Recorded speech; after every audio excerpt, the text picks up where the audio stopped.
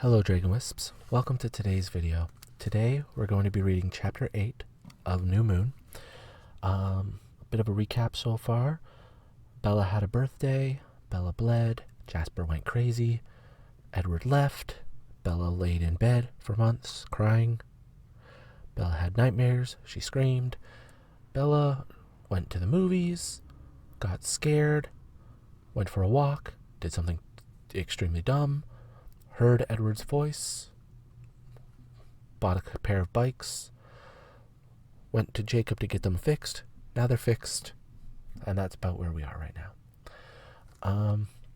Before I begin, I'd like to remind you to like the video and subscribe to the channel if you haven't yet so you can become a Dragon Wisp. And if you would like to support the channel more directly, the Patreon link is in the description below.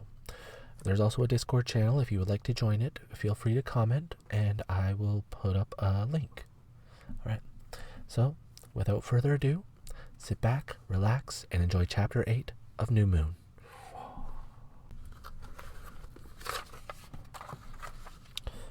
Chapter 8, Adrenaline. Okay, where's your clutch? I pointed to the lever on my left handlebar. Letting go of the grip was a mistake. The heavy bike wobbled underneath me, threatening to knock me sidewise. I grabbed the handle again, trying to hold it straight. Jacob, it won't stay up, I complained. It will when you're moving, he promised. Now where's your brake? Behind my right foot. Wrong. He grabbed my right hand and curled my fingers around the lever over the throttle. But you said this is the brake you want. Don't use the back brake now. That's for later, when you know what you're doing. That doesn't sound right, I said suspiciously. Aren't both brakes kind of important? Forget the back brake, okay? Here, he wrapped his hand around mine and made me squeeze the lever down. That is how you brake, don't forget. He squeezed my hand another time. Fine, I agreed. Throttle? I twisted the right grip. Gear shift? I nudged it with my left calf. Very good. I think you've got all the parts down. Now you just have to get it moving. Uh-huh, I muttered, afraid to say more. My stomach was contorting strangely, and I thought my voice might crack. I was terrified. I tried to tell myself that the fear was pointless. I'd already lived through the worst thing possible. In comparison with that, why should anything frighten me now? I should be able to look death in the face and laugh. My stomach wasn't buying it. I stared down the long stretch of dirt road, bordered by thick, misty green on every side. The road was sandy and damp, better than mud. I want you to hold down the clutch, Jacob instructed. I wrapped my fingers around the clutch. Now this is crucial, Bella, Jacob stressed. Don't let go of that, okay? I want you to pretend that I've handed you a live grenade. The pin is out, and you are holding down the spoon. I squeezed tighter. Good. Do you think you can kickstart it? If I move my foot, I will fall over, I told him through gritted teeth, my fingers tight around my live grenade. Okay, I'll do it. Don't let go of the clutch. He took a step back and then suddenly slammed his foot down on the pedal. There was a short ripping noise, and the force of his thrust rocked the bike. I started to fall sideways, but Jake caught the bike before it knocked me to the ground. Steady there, he encouraged. Do you still have the clutch? Yes, I gasped. Plant your feet. I'm going to try again. But he put his hand on the back of the seat, too, just to be safe. It took 4 more kicks before the ignition caught. I could feel the bike rumbling beneath me like an angry animal. I gripped the clutch until my fingers ached. Try out the throttle, he suggested, very lightly, and don't let go of the clutch. Hesitantly, I twisted the right handle. Though the movement was tiny, the bike snarled beneath me. It sounded angry and hungry now. Jacob smiled in deep satisfaction. Do you remember how to put it into first gear? He asked. Yes. Well, go ahead and do it. Okay. He waited for a few seconds. Left foot, he prompted. I know, I said, taking a deep breath. Are you sure you want to do this? Jacob asked. You look scared. I'm fine, I snapped. I kicked the gear shift down one notch. Very good, he praised me. Now very gently, ease up on the clutch. He took a step away from the bike. You want me to let go of the grenade? I asked in disbelief. No wonder he was moving back. That's how you move, Bella. Just do it little by little. As I began to loosen my grip, I was shocked to be interrupted by a voice that did not belong to the boy standing next to me. This is reckless and childish and idiotic, Bella, the velvet voice fumed. Oh, I gasped and my hand fell off the clutch. The bike bucked under me, yanking me forward and then collapsing to the ground, half on top of me. The growling engine choked to a stop. Bella? Jacob jerked the heavy bike off me with ease. Are you hurt? But I wasn't listening. I told you so, the perfect voice murmured, crystal clear. Bella? Jacob shook my shoulder. I'm fine, I mumbled, dazed. More than fine, the voice in my head was back. It still rang in my ears, soft, velvety echoes. My mind ran swiftly through the possibilities. There was no familiarity here. On a road I'd never seen, doing something I'd never done before. No déjà vu. So the hallucinations must be triggered by something else. I felt the adrenaline coursing through my veins again, and I thought I had the answer. Some combination of adrenaline and danger, or maybe just stupidity. Jacob was pulling me to my feet. Did you hit your head? He asked. I don't think so. I shook it back and forth, checking. I didn't hurt the bike, did I? This thought worried me. I was anxious to try again right away. Being reckless was paying off better than I'd thought. Forget cheating. Maybe I'd found a way to generate the hallucinations. That was much more important. No, you just stalled the engine, Jacob said, interrupting my quick speculations. You let go of the clutch too fast. I nodded. Let's try again. Are you sure? Jacob asked. Positive. This time I tried to get the kickstart myself. It was complicated. I had to jump a little to slam down on the pedal with enough force, and every time I did that, the bike tried to knock me over. Jacob's hand hovered over the handlebars, ready to catch me if I needed him. It took several good tries, and even more poor tries, before the engine caught and roared to life under me. Remembering to hold on to the grenade, I revved the throttle experimentally. It snarled at the slightest touch. My smile mirrored Jacob's now. Easy on the clutch, he reminded me. Do you want to kill yourself then? Is that what this is about? The other voice spoke again, his tone severe. I smiled tightly. It was still working, and ignored the questions. Jacob wasn't going to let anything serious happen to me. Go home to Charlie, the voice ordered. The sheer beauty of it amazed me. I couldn't allow my memory to lose it, no matter the price. Ease off slowly, Jacob encouraged me. I will, I said. It bothered me a bit when I realized I was answering both of them. The voice in my head growled against the roar of the motorcycle. Trying to focus this time, to not let the voice startle me again, I relaxed my hand by tiny degrees. Suddenly the gear caught and wrenched me forward. And I was flying. There was wind that wasn't there before, blowing my skin against my skull and flinging my hair back behind me with enough force that it felt like someone was tugging on it. I left my stomach back at the starting point. The adrenaline coursed through my body, tingling in my veins. The trees raced past me, blurring into a wall of green. But this was only first gear. My foot itched toward the gear shift as I twisted for more gas. No, Bella, the angry, honey-sweet voice ordered in my ear. Watch what you're doing. It distracted me enough from the speed to realize that the road was starting a slow curve to the left. And I was still going straight. Jacob hadn't told me how to turn. Brakes, brakes, I muttered to myself, and I instinctively slammed down with my right foot, like I would in my truck.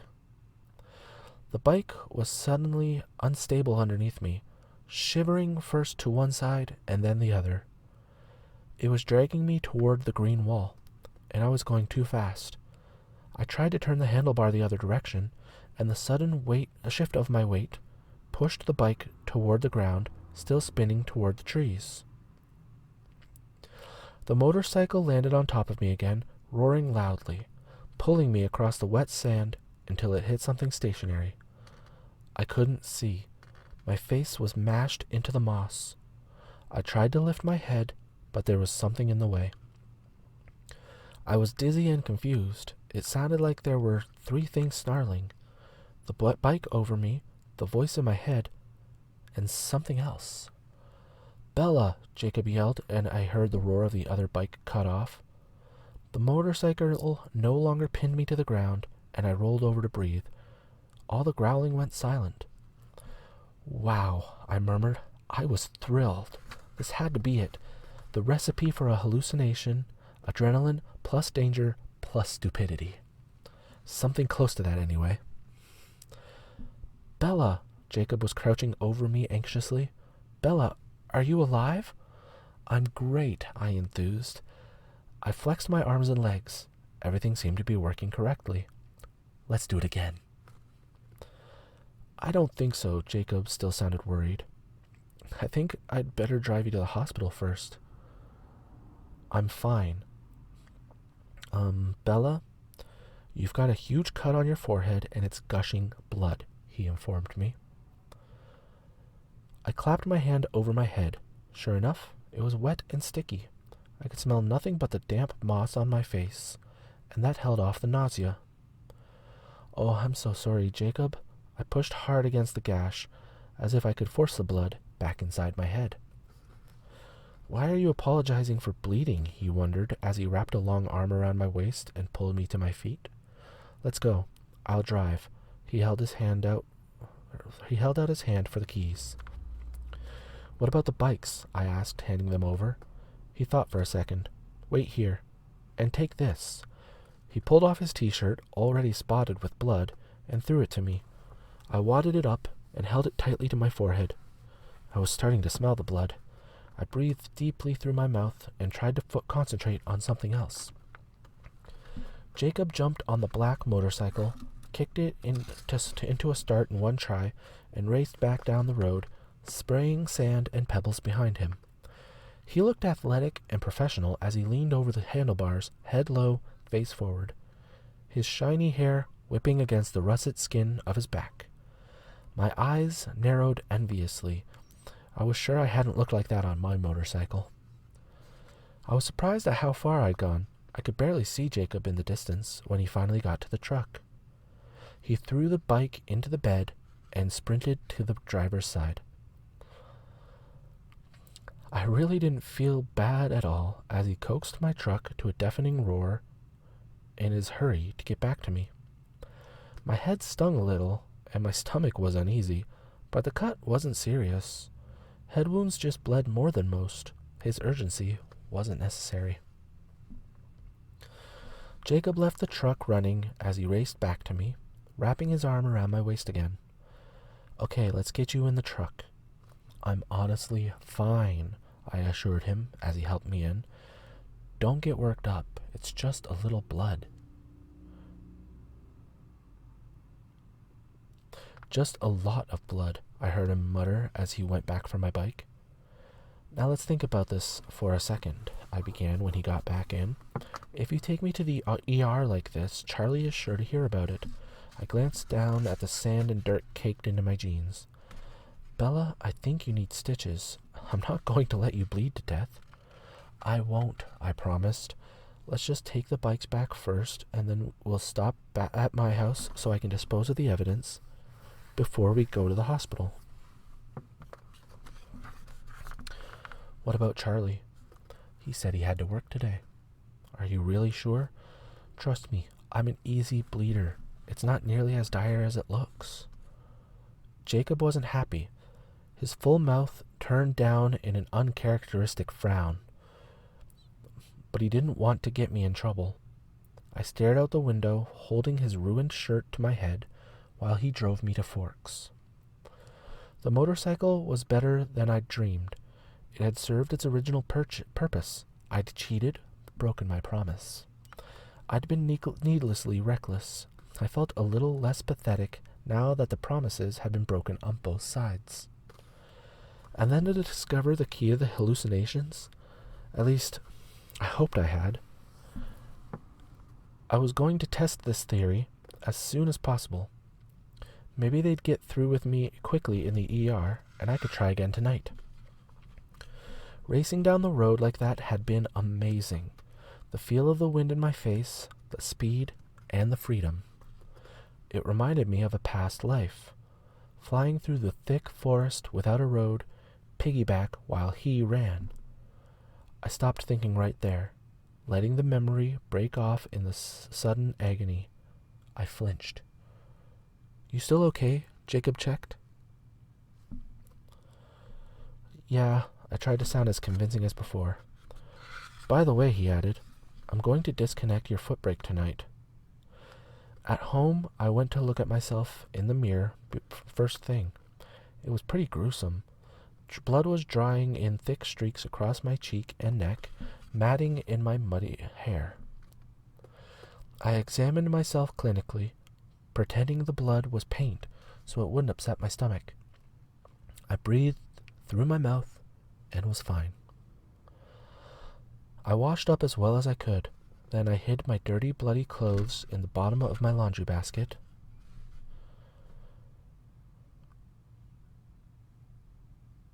Putting on new jeans and a button-up shirt that I didn't have to pull over my head as carefully as I could. I managed to do this one-handed and keep both garments blood-free. "Hurry up," Jacob called. Okay, I shouted back, and making sure I left nothing incriminating behind me, I headed downstairs.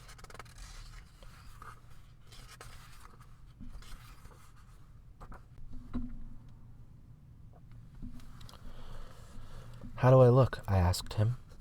"Better," he admitted. "But do I look like I tripped in your garage and hit my head on a hammer?" "Sure, I guess so." "Let's go then." Jacob hurried me out the door and insisted on driving again. We were halfway to the hospital when I realized he was still shirtless. I frowned guiltily. "We should have grabbed you a jacket." "That would have given us away," he teased. "Besides, it's not cold." "Are you kidding?" I shivered and reached out to turn the heat on. I watched Jacob to see if he was just playing tough so I wouldn't worry, but he looked comfortable enough. He had one arm over the back of my seat, though I was huddled up to keep warm. Jacob really did look older than 16. Not quite 40, but maybe older than me. Quill didn't have too much on him in the muscle department, for all that Jacob claimed to be a skeleton. The muscles were the long, wiry kind, but they were definitely there under the smooth skin. His skin was such a pretty color, it made me jealous. Jacob noticed my scrutiny. "What?" he asked, suddenly self-conscious. "Nothing. I just hadn't realized before. Did you know you're sort of beautiful?" Once the words slipped out, I worried that he might take my impulsive observation the wrong way. But Jacob just rolled his eyes. "You hit your head pretty hard, didn't you?" "I'm serious." "Well then, thanks. Sort of." I grinned. "You're sort of welcome." I had to have 7 stitches to close the cut on my forehead. After the sting of the local anesthetic, there was no pain in the procedure. Jacob held my hand while Dr. Snow was sewing, and I tried not to think about why that was ironic. We were at the hospital forever. By the time I was done, I had to drop Jacob off at home and hurry back to cook dinner for Charlie. Charlie seemed to buy my story about falling in Jacob's garage. After all, it wasn't like I hadn't been able to land myself in the ER before with no more help than my 2 feet. This night was not as bad as the first night. after I'd heard the perfect voice in Port Angeles. The hole came back, the way it always did when I was away from Jacob, but it didn't throb so badly around the edges. I was already planning ahead, looking forward to more delusions, and that was a distraction. Also, I knew I would feel better tomorrow when I was with Jacob again. That made the empty hole and the familiar pain easier to bear. Relief was in sight. The nightmare, too, had lost a little of its potency. I was horrified by the nothingness, as always, but I was also strangely impatient as I waited for the moment that would send me screaming into consciousness. I knew the nightmare had to end. The next Wednesday, before I could get home from the ER, Dr. Garandi called to warn my father that I might possibly have a concussion and advised me to him to wake me up every 2 hours through the night to make sure it wasn't serious. Charlie's eyes narrowed suspiciously at my weak explanation about tripping again. "Maybe you should just stay out of the garage altogether, Bella," he suggested that night during dinner. I panicked, worried that Charlie was about to lay down some kind of edict that would prohibit La Push and consequently my motorcycle. And I wasn't giving it up. I'd had the most amazing hallucination today. My velvet-voiced delusion had yelled at me for almost 5 minutes before I'd hit the brake too abruptly and launched myself into the tree. I'd take whatever pain that would cause me tonight without complaint. "This didn't happen in the garage," I protested quickly. "We were hiking and I tripped over a rock." "Since when do you hike?" Charlie asked skeptically. "Working at Newton's was bound to rub off sometime," I pointed out. "Spend every day selling all the virtues of the outdoors. Eventually, you get curious." Charlie glared at me, unconvinced. "I'll be more careful," I promised, surreptitiously crossing my fingers under the table. "I don't mind you hiking right there around La Push, but keep close to town, okay?" "Why?" "Well, we've been getting a lot of wildlife complaints lately. The forestry department is going to check into it, but for the time being—" "Oh, the big bear," I said with sudden comprehension. "Yeah, some of the hikers coming through Newton's have seen it. Do you think there's really some giant mutated grizzly out there?" His forehead creased. "There's something. Keep it close to town, okay?" Sure, I said quickly. He didn't look completely appeased. "Charlie's getting nosy," I complained to Jacob when I picked him up after school Friday. "Maybe we should cool it with the bikes." He saw my objecting expression and added, "At least for a week or so. You should stay out of the hospital for a week, right?" "What are we going to do?" I griped. He smiled cheerfully. "Whatever you want." I thought about that for a minute. About what I wanted. I hated the idea of losing even my brief seconds of closeness with the memories that didn't hurt. The ones that came on their own without me thinking of them consciously. If I couldn't have the bikes, I was going to have to find some other avenue to the danger and the adrenaline. And that was going to take some serious thought and creativity. Doing nothing in the meantime was not appealing. Suppose I got depressed again, even with Jake. I had to keep occupied. Maybe there was some other way, some other recipe, some other place.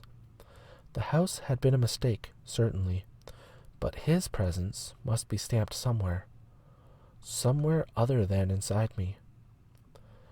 There had to be a place where he seemed more real than among all the familiar landmarks that were crowded with other human memories. I could think of one place where that might hold true.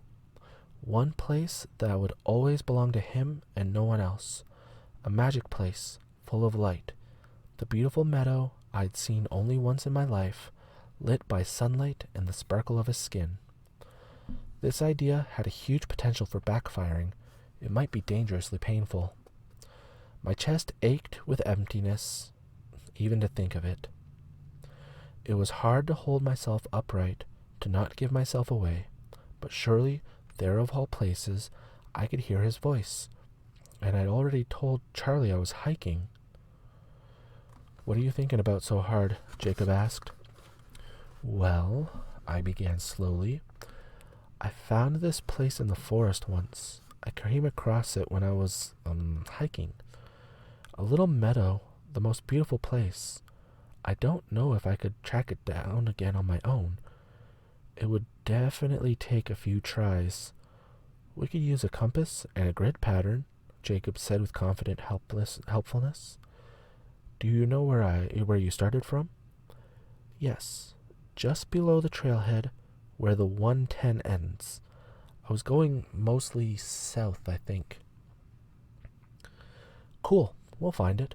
As always, Jacob was game for anything I wanted, no matter how strange it was.